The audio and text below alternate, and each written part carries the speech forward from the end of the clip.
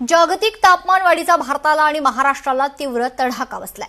संयुक्त राष्ट्रांच्या आयपीसीसीच्या बैठकीतील निष्कर्ष आणि नुकताच सादर झालेला इंडियन कोस्टल रिजन रिपोर्ट 2026 यानुसार जागतिक तापमानवाढीचा वेग अपेक्षेपेक्षा जास्त वाढला असून त्याचा थेट आणि गंभीर फटका भारताला विशेषतः महाराष्ट्राला बसू लागलाय।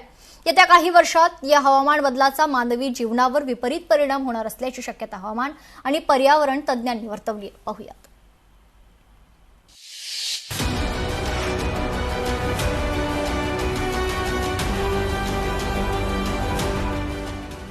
तापमान वाढीचा भारताला आणि महाराष्ट्राला तीव्र तडाखा।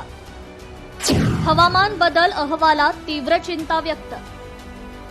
पर्यावरण विषयक अहवालांतून भीषण वास्तव समोर। यंदाचा 2026 मधील सुरू असलेला उन्हाळा आणि येणाऱ्या पावसाळ्याचे बदललेले चक्र हे केवळ एक नैसर्गिक बदल नसून विनाशाची नांदी असल्याचं धक्कादायक मत वातावरण तज्ज्ञांनी व्यक्त केलंय। संयुक्त राष्ट्रांच्या आयपीसीसीच्या बैठकीतील निष्कर्ष आणि नुकताच सादर झालेला इंडियन कोस्टल रिजन रिपोर्ट 2026 यानुसार जगातील तापमान वाढीचा वेग अपेक्षेपेक्षा जास्त वाढला असून त्याचा थेट आणि गंभीर फटका भारताला विशेषतः महाराष्ट्राला बसू लागलाय। 2026च्या अहवालानुसार भारत आणि दक्षिण आशियाई देशांमध्ये हा उंबरठा अतिशय वेगाने ओलांडला जातो। भारताच्या सरासरी तापमानात मोठी वाढ नोंदवली जात असून उन्हाळ्यात अनेक राज्यांमध्ये तापमान 47 अंश सेल्सिअस ते 48 अंश सेल्सिअसचा टप्पा ओलांडलाय। महाराष्ट्रातील विदर्भातील ब्रह्मपुरी इथे मे 2026 मध्ये 47.6 अंश सेल्सिअस एवढ्या विक्रमी तापमानाची नोंद झाली होती। मुंबई आणि आसपासच्या शहरांमधील उन्हाळ्याचं कमाल तापमान सुमारे 1.3 अंश सेल्सिअसनं वाढलं होतं।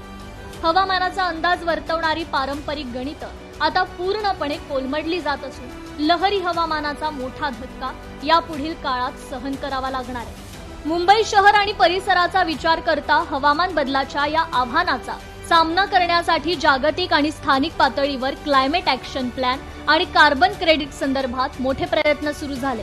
महाराष्ट्र पर्यावरणवादी संघटनांनी एकत्र येऊन मुंबई महानगर क्षेत्रासाठी क्लायमेट ऍक्शन नावची विशेष मोहीम सुरू केली।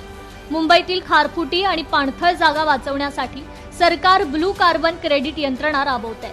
खारफुटी हे जंगलांपेक्षा 10 पटीनं जास्त कार्बन शोषून घेतात, त्यामुळे प्रदूषण करणाऱ्या मोठ्या कंपन्यांकडून कर वसूल करून तो पैसा पर्यावरण रक्षणासाठी वापरण्याचा प्रस्ताव आहे। यापुढे शहरांचा विकास करताना सिमेंटचं जंगल न उभारता छतांवर सौर ऊर्जा, रेन वॉटर हार्वेस्टिंग आणि हरित क्षेत्राचं संरक्षण करणं बंधनकारक करावं लागणार आहे। नैसर्गिक साधन संपत्तीचा प्रमुख भाग असलेल्या पाण्याची कमतरता मात्र आपल्याला आत्ताच जाणवू लागली आहे। पाण्याची समस्या पाण्याच्या कमतरतेपर्यंत मर्यादित न राहता आता आपण पाण्याच्या दिवाळखोरीत निघालो आहोत हे वास्तव या अहवालाच्या निमित्तानं समोर आलंय। जगभरातील सुमारे 2.2 अब्ज लोकांना अजूनही पिण्याचं स्वच्छ पाणी उपलब्ध नाही आणि अंदाजे 4 अब्ज लोकांना वर्षातील किमान 1 महिना तीव्र पाणी टंचाईचा सामना करावा लागतो। जगातील 70% भूजलधारकातील पाणी हळूहळू कमी होत चाललं असून भूजलाच्या अतिउपशामुळे साधारण जगाच्या एकूण भूभागापैकी 5% जमीन खचली आहे, ज्यामध्ये सुमारे 6 दशलक्ष चौरस किलोमीटर क्षेत्र हे शहरांनी व्यापलं जाऊ लागलंय। अशा शहरीकरणामुळेच नद्यांची पात्र बदलल्यानं महापुराच्या धोक्यांना सामोरं जावं लागतंय। पृथ्वीचं वाढणारं तापमान, वितळणाऱ्या हिमनद्या, समुद्राची वाढणारी पातळी, जैवविविधतेचा ऱ्हास, अतितीव्र आपत्तीचं वाढलेलं प्रमाण आणि या सर्वांमुळे होणारी मानवी जीवाची हानी हे देखील वातावरण बदलाचेच परिणाम असल्याचं या अहवालात नमूद करण्यात आलंय। पृथ्वीवरील कार्बन डायऑक्साईड प्रमाण वाढल्यामुळे पृथ्वीचा सकारात्मक ऊर्जा असमतोल दिवसेंदिवस वाढत चाललाय।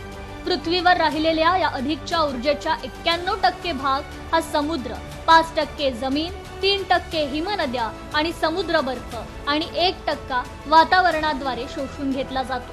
परिणामी समुद्राचं तापमान आणि त्यामुळे निर्माण होणाऱ्या चक्रीवादळांची संख्या हळूहळू वाढतीये। अरबी समुद्रात वाढलेल्या चक्रीवादळांची संख्या हा याचाच एक परिणाम आहे।